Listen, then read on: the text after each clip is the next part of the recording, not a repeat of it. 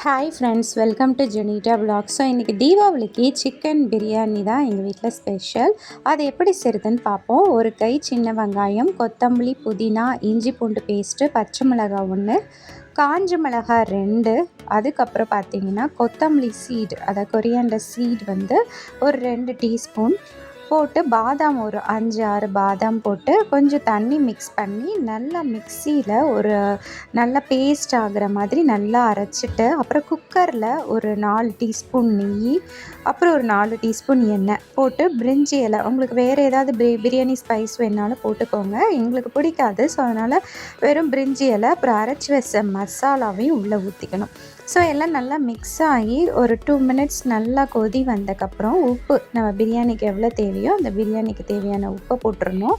So உப்பை போட்டுட்டு அதில் நல்லா மிக்ஸ் பண்ணிவிட்டு அதில் வந்து சிக்கன், நான் 1/2 கிலோ சிக்கன் எடுத்திருக்கேன். ஸோ அந்த 1/2 கிலோ சிக்கன் நல்லா மஞ்சளில் வாஷ் பண்ணி அதை வந்து நல்லா மிக்ஸ் பண்ணிவிட்டேன். ஸோ மிக்ஸ் பண்ணி ஒரு 5 to 6 மினிட்ஸ் அந்த எண்ணெயிலே நல்லா சாட்டே ஆகணுன்னே 1/2 கப் தயிர் ஸோ ஊற்றி அதுலேயும் நல்லா மிக்ஸ் பண்ணணும். நம்ம தக்காளி போடலை, அதனால் நம்ம தயிர் தான் புளிப்புக்கு போடுறோம். ஸோ தயிர் ஊற்றிட்டு அதுலேயும் நல்லா மிக்ஸ் பண்ணிவிட்டு ஒரு 2 to 3 மினிட்ஸ் வந்து நல்லா வேக விடணும்.